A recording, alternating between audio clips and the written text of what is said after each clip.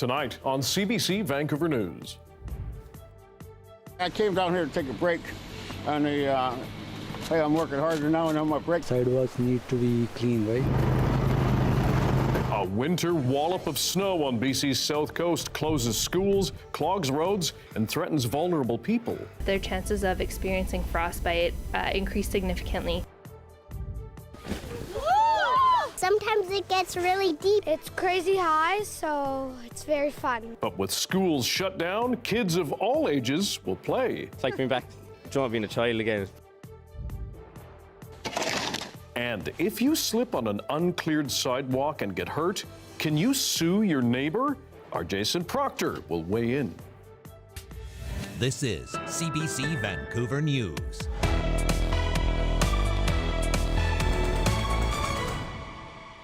Hello, I'm Dan Burritt. Thanks for joining us. Here we go again. Much of the South Coast is digging out and staring at a messy commute on the morning after a winter storm dumped almost a foot of snow in some areas. The day-long snow closed schools, triggered power outages, and made just getting around just about everywhere in the Lower Mainland tricky. And as Mira Baines explains, more snow is in the forecast. Hard consequences after hours of relentless snow. The snow, it's really hit us hard. It's really kicked us in the balls this morning. And so a lot of people are not prepared for this. Lewis Mark jumped into action to shovel out stuck vehicles. The Metro Vancouver area was hit with up to 30 centimeters of snow. I came down here to take a break, and hey, I'm working harder now and on my break now. I'm actually shoveling snow at City Hall. Authorities are warning people to stay off the roads due to dangerous driving conditions in some areas of BC, including in Vancouver, where drivers are not used to these conditions. The snow started falling before dawn and went on all day. Trees toppled, cutting power and sending BC Hydro crews scrambling to reconnect it. At the storm's peak, about 30,000 customers were in the dark. The drought from this summer certainly made the situation worse in terms of weakened trees and vegetation across the province. For those without homes, just staying dry in the wet snow is a major challenge, and it can lead to serious health conditions. You have to consider the fact that not only is their immune system lower, but their chances of experiencing frostbite increase significantly. The possibility that they may experience hypothermia increases significantly. The cleanup is underway, but Environment Canada warns there isn't much time before the next round of winter weather hits.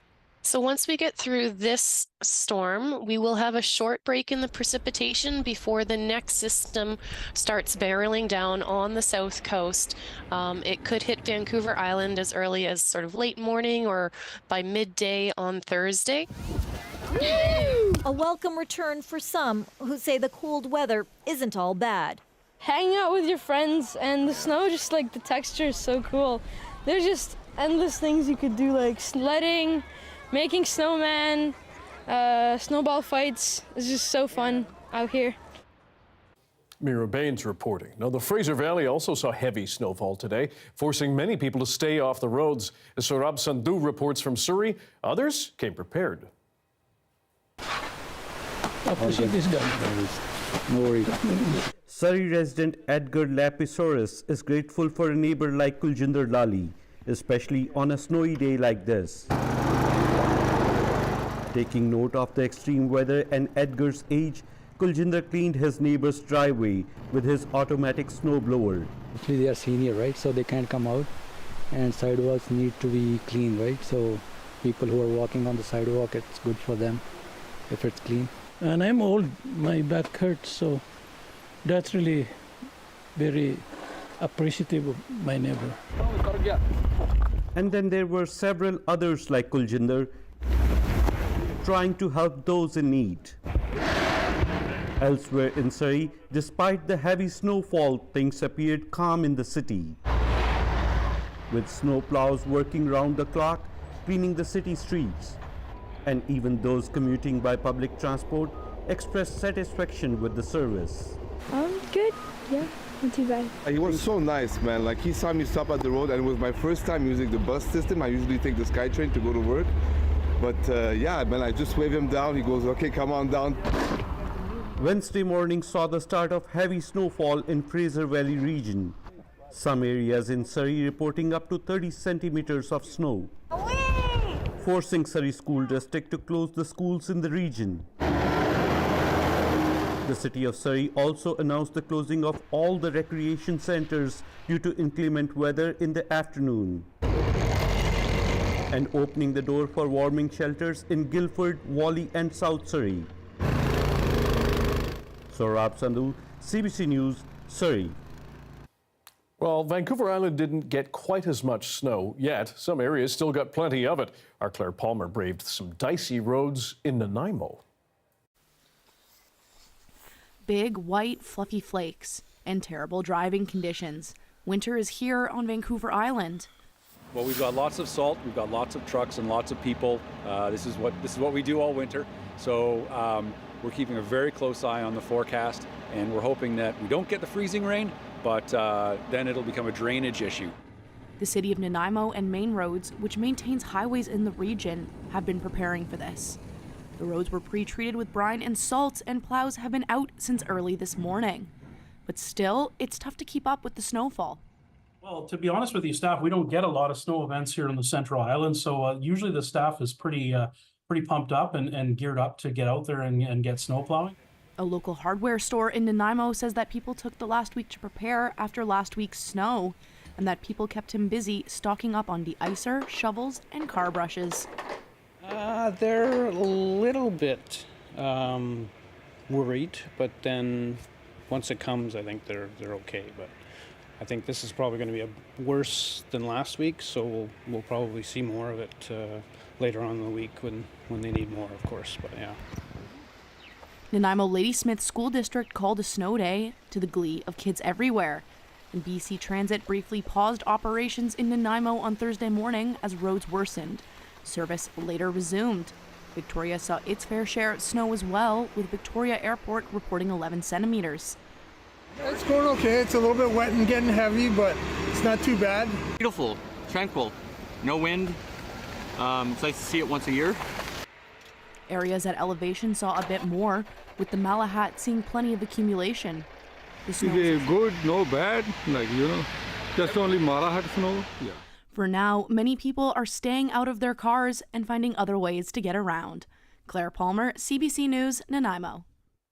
Communities in the BC interior are also dealing with a hefty dump of snow, and up to 20 centimeters more is expected. As Brady Strachan shows us, that has clearing crews working round the clock. While some students and office workers get a snow day in the Lower Mainland, here in Kelowna, it's business as usual as drivers and pedestrians slog their way through this accumulation of snow that is falling as fast as crews can plow it away. By mid-morning, the city of Kelowna said it had already measured 15 centimeters of snowfall, with more expected to come into the evening. It's the first major dump of snow after a relatively mild winter, but officials say, luckily, they saw this storm coming. When we can be prepared like this, and we actually prepared for 15 to 25 centimeters of snow up to this point, it helps, it makes all the difference versus the systems that come in from the northwest and kind of seem to surprise everybody, including us at times. During the snowfall, the priority is to clear the major routes in the city so that commuters, emergency vehicles, and transit buses can get through. The city says it has 87 snowplows out today, as well as crews clearing away snow from sidewalks and walkways. And I think we want to respond in an efficient manner. We want to do this cost conscious. I mean, I can send out 150 trucks right now, and within a few hours we might have to scale down already. So it's really a measured, sustained approach versus getting it done quickly and very costly. All this snow clearing works out to about $150,000 a day. And the message to residents here is to be patient as crews prioritize the major routes before they head into the residential areas. Brady Strachan, CBC News, Kelowna. Well, it may not have been what parents and guardians wanted, but a snow day kept a lot of kids out of class across the South Coast.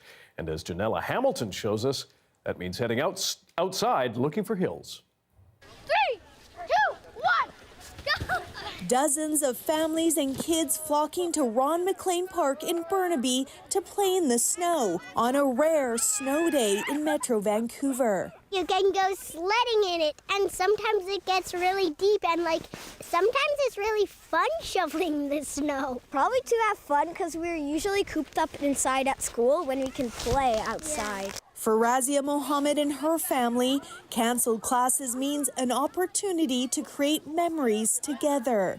The kids have been waiting for our snow day, and this is it. We didn't have any on Christmas or New Year's, so this has been perfect, and we're just enjoying it. And over at Queen Elizabeth Park in Vancouver, I think it's way better than school. That big dump of snow creating the perfect conditions for cross-country skiing. And while a snow day is filled with a lot of excitement and laughter, for some parents, getting the news the morning of can be challenging. I had to take the day off from work to be with my daughter because we have no childcare, because the school is closed and the child care center is closed. Back in Burnaby, it's not just the kids rolling giant snowballs. These are the buttons, and these are his hair. So you've got a little armpit hair? Yes. This group of adults building an impressive 8-foot snowman. Just brings out the child, doesn't it? Yeah, brings out the child. Yeah, it's like being back. Do you know, being a child again, it come out in the snow, you know? And even I took a quick break from work to test out my sledding skills.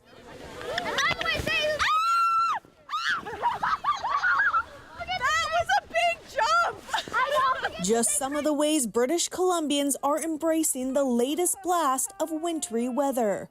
Janella Hamilton, CBC News, Burnaby. Good fun, Janella. Time now to look at what was and what's to come from the sky. Darius Madavi has our first look at the weather. We sent him outside a little earlier. Well, it was a beautiful snowy day here, or at least a beautiful start to the day. We didn't actually see that transition into rain or freezing rain or sleet that we were worried about, which means that for the most part, the evening commute isn't looking too bad. The morning commute, as I'm sure many people know, wasn't great, but tomorrow it's going to be a little bit of a different story. So take a look at the weather radar. You can watch as that storm really rolled in just yesterday into today. So this is really just showing you what happened today. But as we continue to move this forward, you can see this is the amount of snow that we were expecting to see today. It ended up being quite a bit more than that for many areas, up to 5 to 10 centimeters more than what many of the models were calling for, which is the dump that was possible, but definitely at the higher end of that range. And then you can see we're going to have the possibility of some more snow coming to many areas on the south coast tomorrow as another system rolls in. This one looking a lot dicier. We're going to have that transition much sooner, and it's much more certain that we're going to see that freezing rain and that rain pretty quickly. So Dan, is going to be another busy one tomorrow. Thanks, Darius. Now, despite the snow, parts of BC are still experiencing severe drought, something experts are hoping this snow dump can partly address.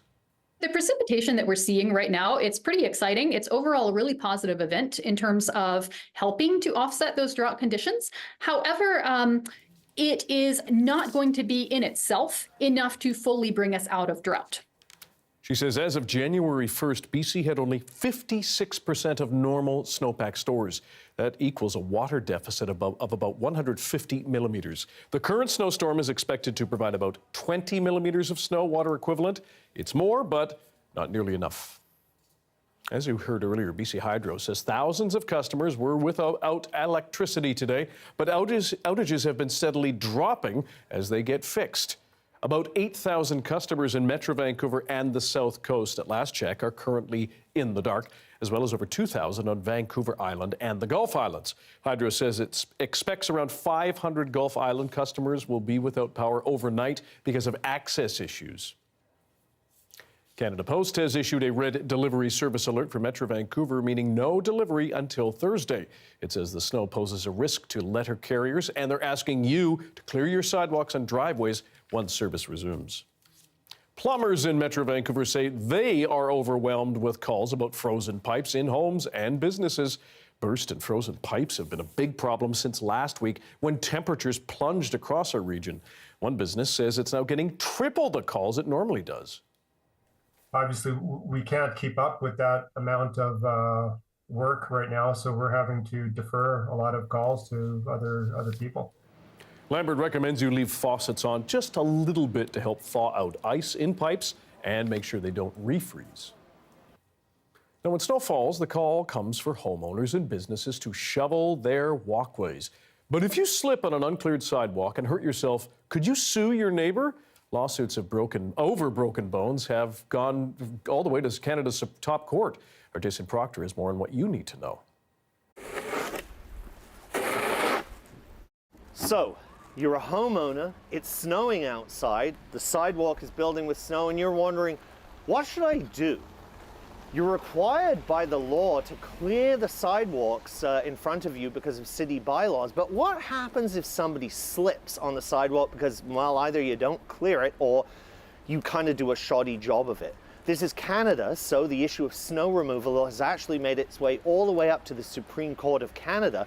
But the issue of sidewalks and slipping on sidewalks and homeowner liability was actually considered by the BC Court of Appeal a few years ago in a case that involved a man in Burnaby who was walking with a carton of eggs in front of a house where he slipped on the ice, and he ended up suing the homeowners because he claimed that the shoddy job that they had done of maintaining the sidewalk in front of their home had turned it into black ice, making it a liability and ultimately causing his injury.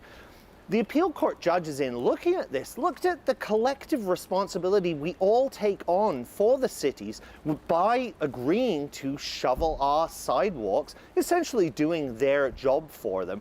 And the judges found that if you found people responsible for any injury that happens because they're doing the job, they're doing their civic duty essentially, that would be turning it into a situation where essentially nobody would end up shoveling their sidewalks, and the kind of system that we have set up in Canada to look after sidewalks in snow events would basically fall apart. So bottom line, you can't be held responsible if somebody slips on the sidewalk in front of your house because you didn't shovel the right way. And if you are walking on the sidewalk in front of anybody's house in this kind of weather, be careful. Jason Proctor, CBC News, Vancouver.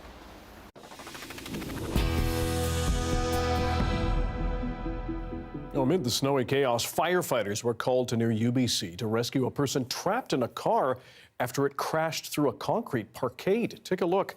Crews say the vehicle fell to the ground after crashing from the second story of a parking garage near the university this morning. Officials say the rescue was tough because of structural concerns, the precarious position of the car, and the fact a battery bank underneath the vehicle was switched on.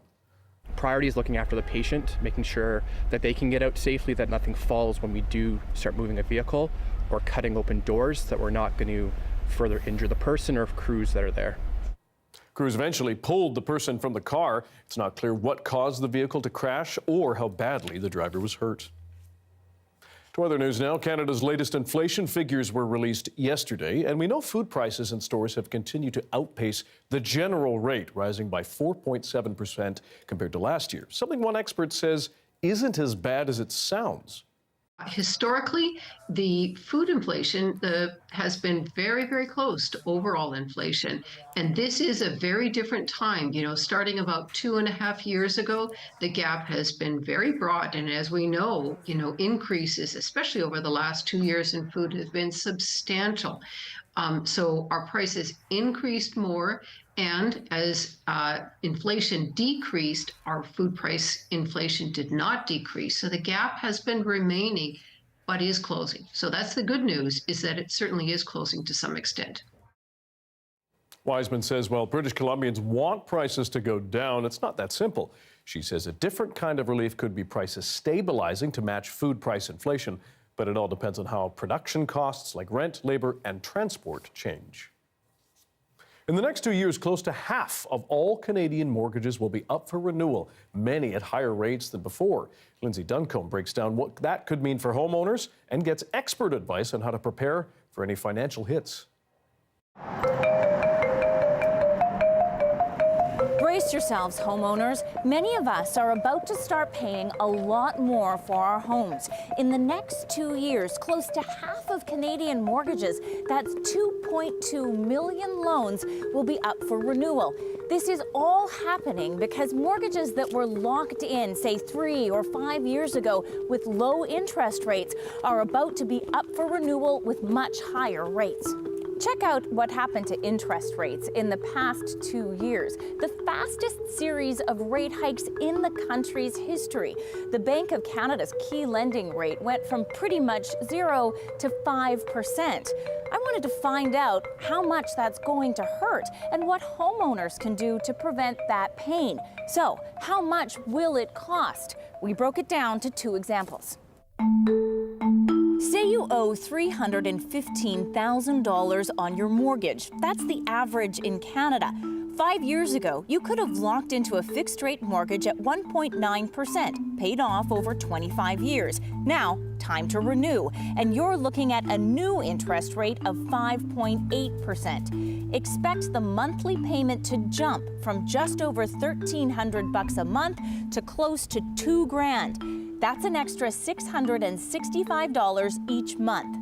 Now, the situation is even tougher in cities like Toronto and Vancouver, where houses are more expensive and people owe more money. It's common to have a $600,000 mortgage. A fixed rate 5 years ago would have meant payments of $2,523 a month. Renewing at today's rate, that household should be prepared to pay close to $3,800 a month for a 5-year fixed term, close to $1,300 higher. Ouch. Is the financial picture for people facing mortgage renewals as gloomy as this weather? Well, yeah, I think nobody wants to see their mortgage rates move up. Brian Yu is the chief economist with Vancouver's Central One Credit Union. He says homeowners facing renewal should plan ahead. So I think they're bracing for this already, right? They're recognizing that, yes, things are going to be tighter this year. You're looking at more than $1,000 a month in payments.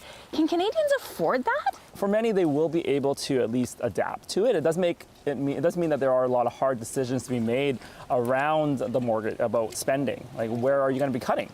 Some of Yu's suggestions: reducing how much money you put into savings, fewer or cheaper vacations, going down to one vehicle, putting off big purchases. Even at the grocery aisles, what type of products do people buy? Do you buy the more expensive brands or the lower? Everything is more expensive. That's true. The sunny news, he says, is that many Canadians saved cash during the pandemic and still have a buffer. Plus, when you renew your mortgage, there are ways to reduce that payment. If you look at what's coming, what options do homeowners have? To understand that, I reached out to Tanya Barasa Ochoa, an economist with the Canadian Mortgage and Housing Corporation.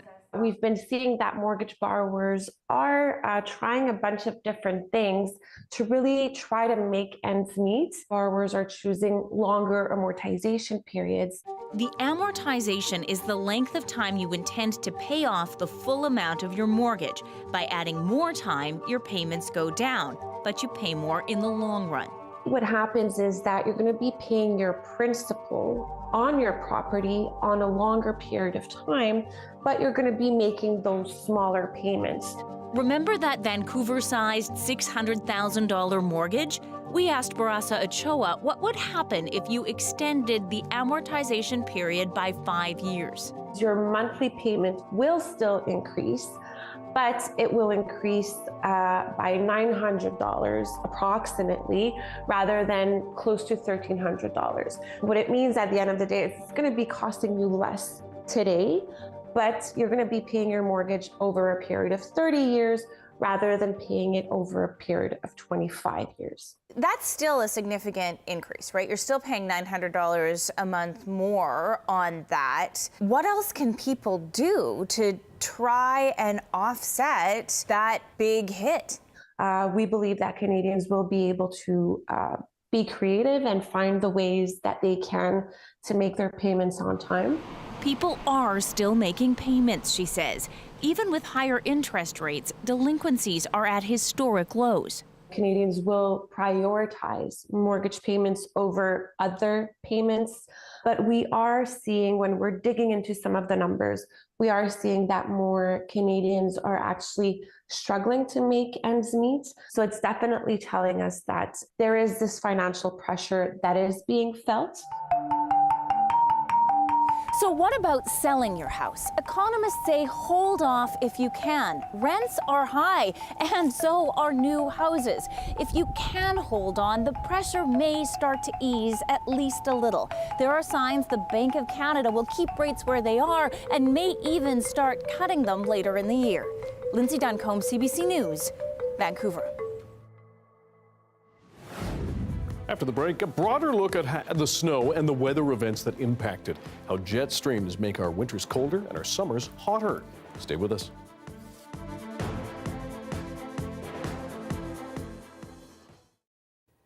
Thanks for watching our commercial-free live stream tonight. As food prices continue to rise and the cost of living crisis deepens, you may have noticed more community pantries and fridges in some areas. They're volunteer-driven. Take a look. This is the most important, is the milk. Making a trip to the Dartmouth Community Fridge has become a regular part of Diane Kennedy's life. I'm telling you, I don't think people realize the impact it does on people's lives. Kennedy also hits food banks regularly because she is on a fixed income and has an adult son who needs medication. At one point, she and her son were living in a U-Haul trailer. Like, this feeds me and my son. This enables me to have fresh milk and potatoes. I mean, sometimes you have like lots of soup there, lots of bread there. There's plenty sometimes. Ray Nagus is in his early 60s and can no longer work because he has kidney cancer. He says the food from the fridge is a game changer for him and others. It helps a lot of people out here. I see people coming here and going all the time. It's a lifesaver. I buy some stuff, but you don't get enough all the time because you can't afford enough, right? And when I'm short, that's the only time I come down, right? I'm down to get odds and ends, if I can get them. And I get them, I'm happy, I'm grateful. The fridge operates under the take what you need, leave what you can mantra and is run by volunteers. While much of the food is donated, some of it is purchased with money that is also donated to the group. Christine Nodegard is one of their shoppers and picks up groceries at a discount grocery store, packs them into her car, and then delivers them to the community fridge. She packs a pantry with non-perishable goods on one side and then will move over to a fridge on the other side. It's located in a small structure next to a church in downtown Dartmouth. People who access food from the fridge are really just anyone in the community. Times are really hard for people. A lot of people are struggling to make ends meet. So we have a lot of seniors, students, people on fixed incomes. Many Nova Scotians are struggling with food insecurity, with the price of groceries soaring at stores like Sobeys and Atlantic Superstore. Food banks are also being heavily used, particularly by people who are on fixed incomes. In nearby Cole Harbour, Lindsay Watts gathers food for her family from another community fridge. She says the extra food makes a big difference for her. It's been tough, starting on my own about 7 years ago, and I've had to depend on food banks and these community fridges to help me out. The Cole Harbour fridge opened in October. The number of people needing to use it continues to grow. We think that they're very vast and that a lot of people who are newly food insecure are experiencing looking for resources for the first time. With no end in sight to the growing issue of food insecurity, more of these community fridges will likely continue to pop up in neighborhoods around the province. Paul Palmater, CBC News, Dartmouth.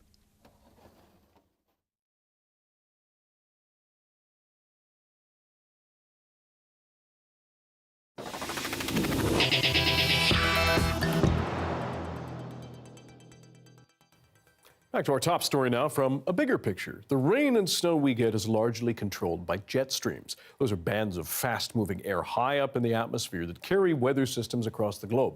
Last year, our Johanna Wagstaff spoke with atmospheric scientist Rachel White to find out how jet streams are affected by climate change and how they impact our severe weather events.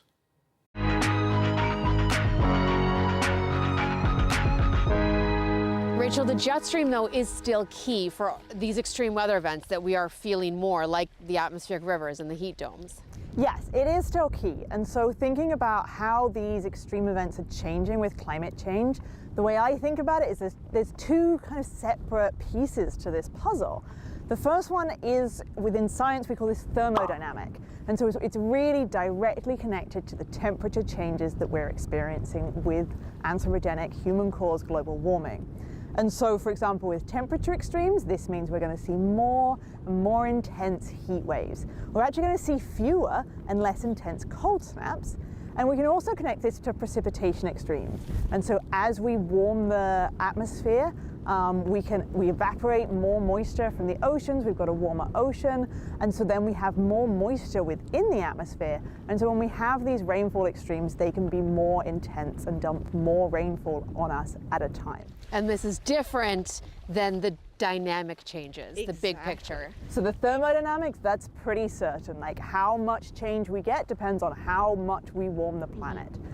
But we have this separate piece with the dynamics. And so this is connected to, is the jet stream changing with climate change? And how is it changing?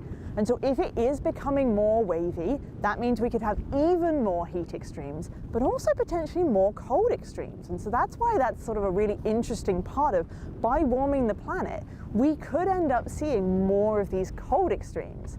But we don't know that for sure. It goes back to this uncertainty about what's actually happening up there in response to these different pieces of climate change. And so that's what we're really trying to sort of get more of a handle on is, right, how is the jet stream going to change? How is the waves on the jet stream going to change in a warming world? Members of Ocean Networks Canada and the Spanish National Research Council are setting up a new Antarctic Oceans Observatory. It's going to provide year-round timely data on ocean conditions, and it's the first time a Canadian agency will monitor oceans outside Canadian waters. Take a look. My name is Kate Moran. I'm the President and CEO of Ocean Networks Canada. This partnership with the Spanish came together because we have an International Science Advisory Board at Ocean Networks Canada, and on that board are representatives from Europe, and they have always admired the ocean observatory systems we've installed, especially those that we've installed in the Arctic.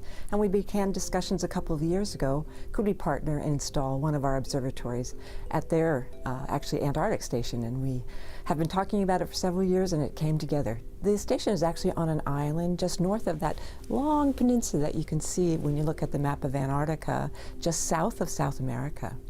And on that island is their station, and it's right on the coast. So it's an ideal location to actually install a cabled observatory, which was done earlier this week. We're actually getting in real time, very close to real time, data about water quality, the temperature, the pressure, the salinity, the nutrients in the water, and also turbidity in the water. So many aspects of understanding the changing characteristics of the ocean as climate changes. The Southern Ocean, which surrounds Antarctica, is changing faster than any other location on the planet. So the Arctic and Antarctic are really getting hit the hardest now with climate change. And there are very few observations in both of those oceans, especially the Southern Ocean. So we're really pleased to be able to add sensor systems to begin to actually collect observations to assess that impact and possibly to do things about the impact on the ocean. Well, we're a pretty bold organization, and we're very interested in meeting our goals. One of our primary goals is expanding ocean observing, because the ocean is the least understood part of our planet. So we're keen to actually make observations wherever it's needed, and obviously the Southern Ocean has a big need. Concerns about a wider conflict in the Middle East loom as acts of aggression by Iran and the U.S. in that region surge. More after the break.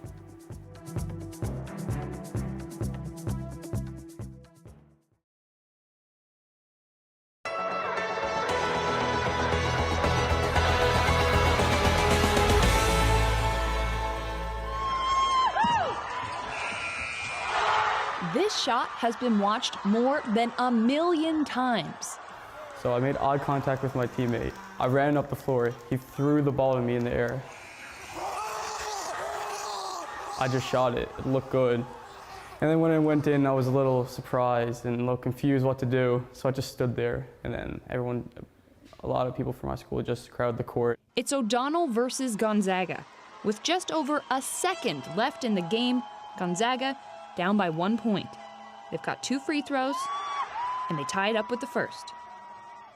These are rival high school basketball teams. They faced each other at last year's 4A championships, and Gonzaga will pull ahead if he makes this shot. We had no timeouts left, and I was thinking, well, we gotta at least shoot it. The video, shot by 709 Films, is going viral online with hundreds of thousands of views. Everyone's talking about it. All my friends are talking about it. And all the teachers in school are talking about it. It's crazy. Number 12 made the shot, but he credits his teammates with the game. One viral buzzer beater isn't getting to his head. I wasn't expecting that to happen ever. So when it happened, I didn't know what to do. And when I hear it, I just say thanks. Katie Breen, CBC News, St. John's.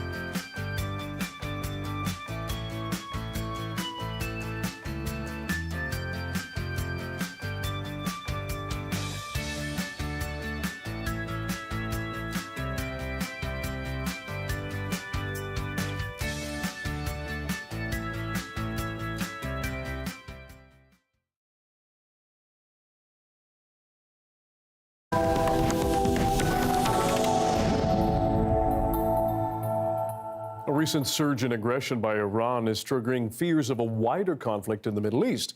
Iran and its proxies have stepped up strikes against neighbors and, indirectly, Israel and the U.S. Now, the U.S. has launched its own attacks against Yemen-based Houthi rebels allied with Iran.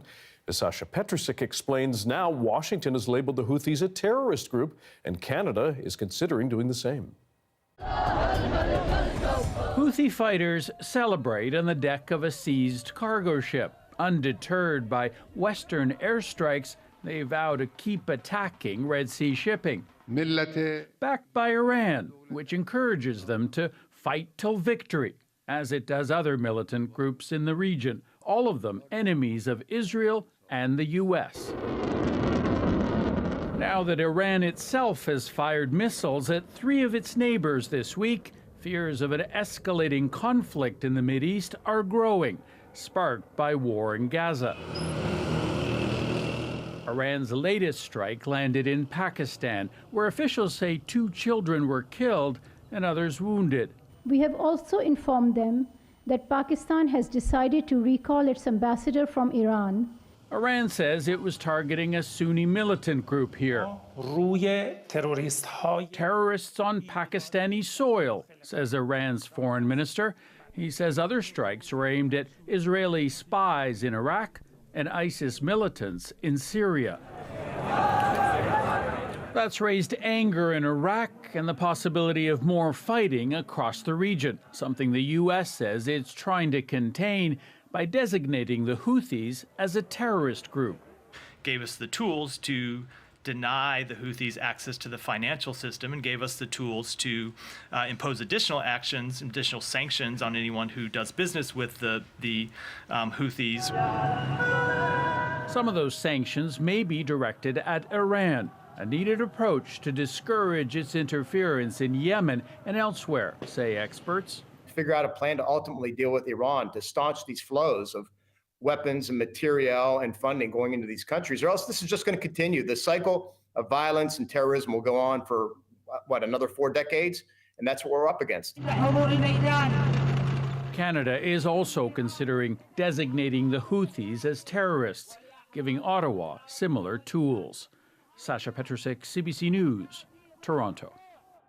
A new agreement between Hamas and Israel will allow the delivery of more aid for Gaza and increased medical assistance for Israeli hostages.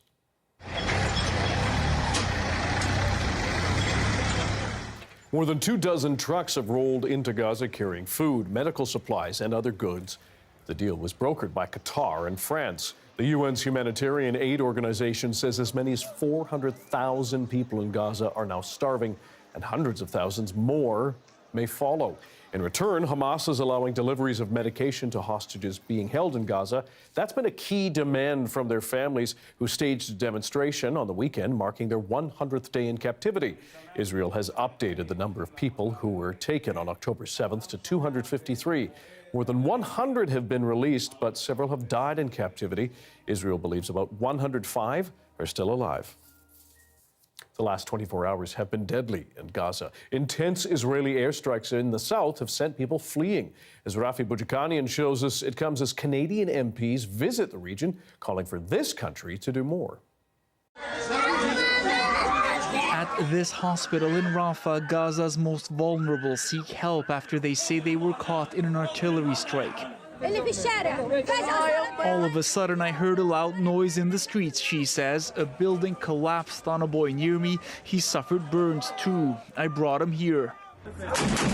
Also Wednesday, Israel's military confirmed it continued airstrikes in Khan Yunis, targeting Hamas strongholds, it said. The Hamas-run health ministry in Gaza says 24,000 Palestinians have been killed since the start of the war, triggered when Hamas attacked on October 7th, killing 1,200 people in Israel and taking nearly 250 people hostage. And there is new hope those hostages, along with Palestinians, could soon receive medication and other aid after a new agreement between Israel and Hamas. It is a humongous need in the area. Shafkat Ali is one of 5 Canadian MPs now on a trip to meet with Palestinians in the occupied West Bank, paid for by Canadian Muslim Vote, a registered non-profit charity. The area has seen its own surge of violence in recent months, including from some Israeli settlers. The settlers say they have historic and biblical claims to the land. The Liberals heard from Palestinians about extremists in the movement. Once I go back to Canada, we will be having those conversations in our respective caucuses, and I will be having conversations with the Foreign Affairs Minister about what I have seen. The U.S. and the United Kingdom have imposed travel bans on settlers suspected of violence. Canada has condemned settlers targeting Palestinian civilians, something Global Affairs reiterated today, but reached for comment. It had nothing new to announce on the front of possible Canadian sanctions. Rafi Boudjikanian, CBC News, Ottawa. For the first time, writer E. Jean Carroll testified at Donald Trump's defamation trial. Carroll was face-to-face with the former president as she claimed he shattered her reputation when he denied knowing her after she accused him of sexually assaulting her. As Chris Reyes reports, the comments date back to when he was in office. Another combative day in court for Donald Trump. This time he was face-to-face with E. Jean Carroll, the woman who won her case last May after she sued him for sexual abuse and defamation, even as Trump continues to claim he's never met her. In this case, a jury is deciding whether damages should be awarded for another set of defamatory comments against Carroll made by Trump in 2019 while he was president, again denying the same sexual abuse. I have no idea who this woman is. On the stand, Carroll said Trump shattered her reputation as an advice columnist and journalist when he denied her story, that he sexually abused her in a New York department store in the mid-90s. During her testimony, Trump repeatedly shook his head, talked to his lawyers, and even smirked, prompting the judge to warn him that he could be kicked out of court for his disruptive behavior. Trump had his say anyway at a press conference at one of his New York buildings. It's a big story that the witness today, a person I never knew, I never had anything to do with. It's a totally rigged deal. This whole thing is rigged. Election interference. Despite Trump's repeated denials, in this case, the judge already ruled that his comments were defamatory. That happened in the previous trial. In that case, Carol was awarded $5 million. This time, she's seeking $10 million. Carol, how are you feeling today? From Carol, no comments after a full day of testimony, including a testy cross-examination by Trump's lawyer, who suggested she benefited from the publicity around her comments about Trump. Trump is not expected in court on Thursday because of his mother-in-law's funeral, but he is scheduled to testify on Monday with a verdict to follow soon after that. Chris Reyes, CBC News, New York. Buckingham Palace has announced King Charles will undergo a procedure next week to treat an enlarged prostate. The palace says the 75-year-old monarch's condition is benign and he'll be treated in hospital. The palace says the king will need a short period of time to recover after the procedure. Some future engagements are being postponed, though. Earlier today, meanwhile, Kensington Palace announced the king's daughter-in-law, the Princess of Wales, has undergone abdominal surgery. The statement said the operation on Kate, the wife of Prince William, was planned and successful. More now from Abby Kualdasan. Kensington Palace has confirmed that the Princess of Wales has had a scheduled abdominal surgery in London. They say the successful operation took place on Tuesday, and Catherine Middleton is expected to remain in hospital anywhere between 10 to 14 days. Kensington Palace tells CBC News that the procedure is not in any way linked to cancer treatment. The palace says she will postpone her engagements, most likely until after Easter. They say the princess is sorry about missing planned events. Meanwhile, royal sources say Prince William will postpone some of his own engagements to be with his family and that he will not partake in any official engagement while his wife remains in hospital. The palace also says it will not provide further public updates unless there is significant news to share. Abby Kualdasan, CBC News, Berlin. At 6:46, there's a live look at the slopes at Whistler's Sundial Hotel. We'll have more on the snow across our province after the break.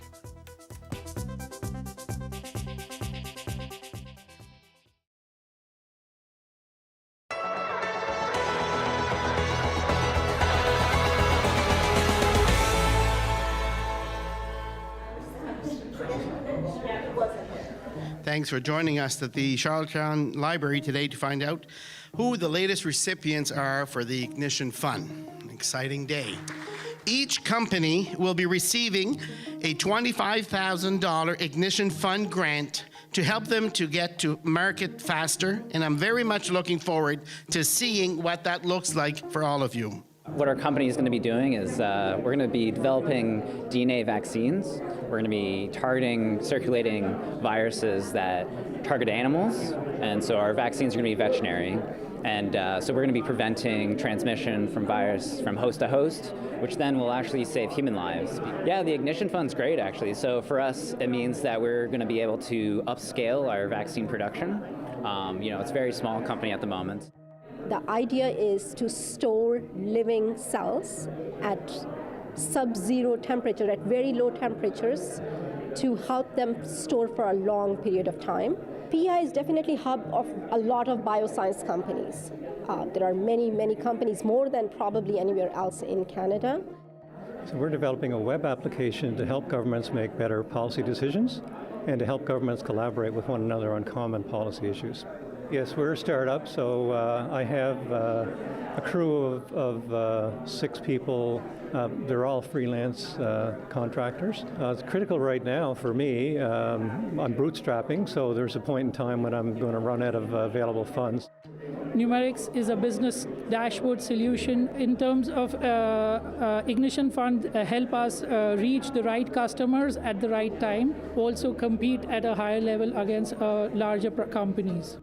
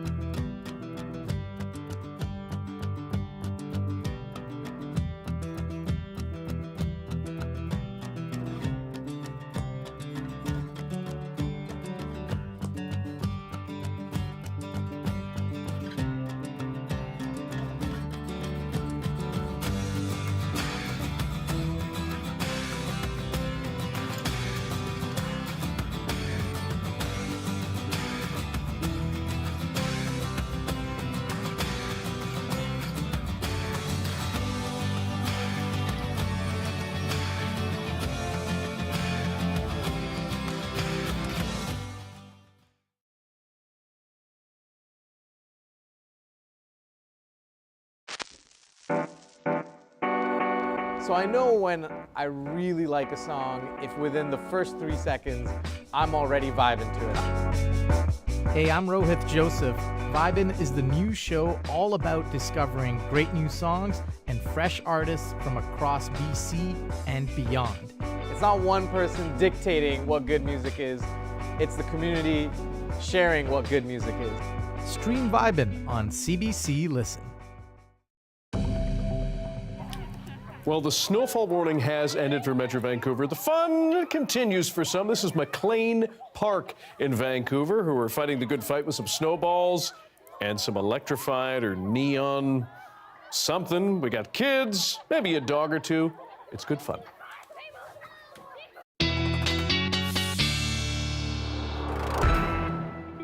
Time for our BC-wide forecast. After a busy snow day, Darius Madavi has more from outside just a little earlier.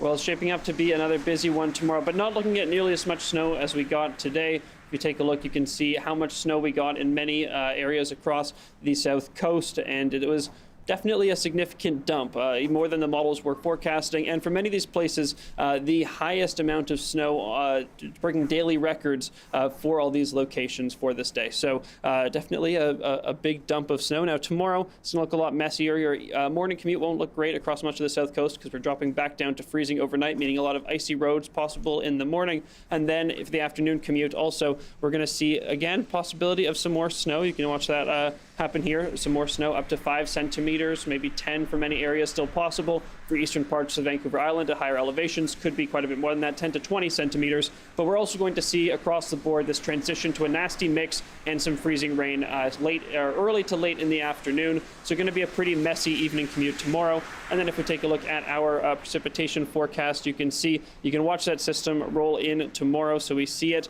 come to the island first, and then comes pretty quickly a pretty nasty mix of snow and rain, and then you can see it turns to a lot of snow on eastern Vancouver Island. But for the lower mainland, going to be a pretty quick transition to that rain, that freezing rain, that sleet, the unpleasant stuff that you don't really want to be driving in. That system is going to continue into Friday before finally tapering off sort of late day or early afternoon Saturday. Now, if we take a look at our conditions tomorrow, you can see plenty of sun and cloud in the forecast, but also lots of activity for the south coast. For the rest of the province, though, looking not too bad. It's not too pretty sunny with a bit of cloud, not too much activity. And then if we take a look down here in Vancouver, you can see that at higher elevations, still quite a bit of snow possible, but that ugly mix really is going to be starting around noon. So even though the local mountains will get a nice dump, which might be some good news for skiers, for the rest of us who have to make a commute, not going to be too great. Okay, thanks, Darius. So how did you spend your snow day, if you got one? We'll show you how kids and some animals on the lower mainland made the most of the snow when we come back.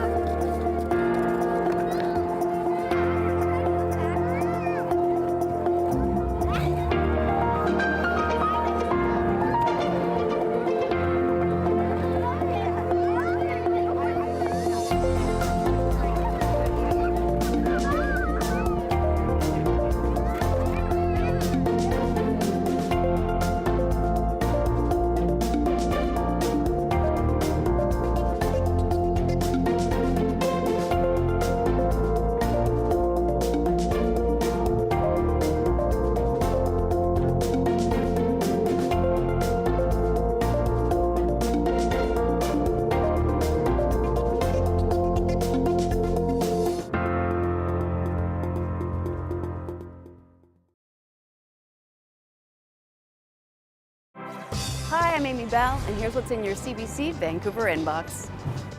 On January 24th, join CBC British Columbia's Matt Allen as host of a special screening of an episode from CBC's Black Life Untold Stories, an 8-part docuseries that reframes the rich and complex histories of Black experiences in Canada. Presented in partnership with the Black Life Impact Foundation, the event features a screening of one episode and a Q&A session. Tickets at cbc.ca/BC.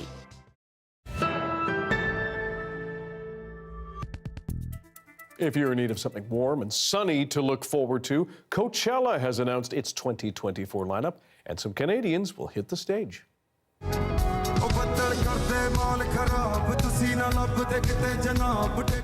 This year will be AP Dhillon's first appearance at the big festival. He became the first artist to sing entirely in Punjabi at the Juno Awards last year, performing his hit song Summer High. Dhillon emigrated from India to pursue a music career here in Canada and burst onto the scene with his 2019 track Fake. Canadian acts Nav, Grimes, and Blondish will also be returning to Coachella's stage this year. As we said, schools were closed today across Metro Vancouver and the Fraser Valley, so many children filled the day with sledding and snowman building, and some animals got to have some fun as well. Take a look.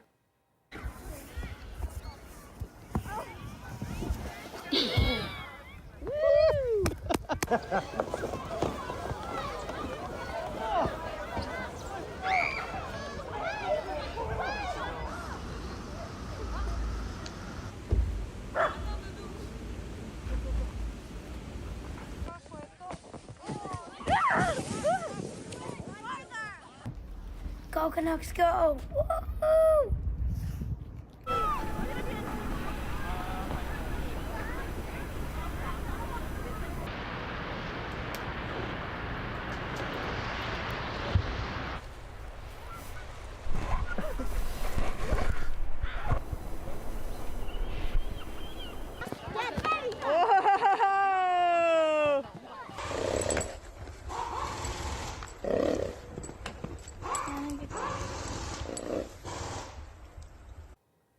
Thanks for being with us tonight on CBC Vancouver News at 6. You can watch this newscast on CBC Gem, our free app, as well as on YouTube and our website, cbc.ca/BC. I will have your next local news at 11 o'clock, right after the National, with the latest on the snow.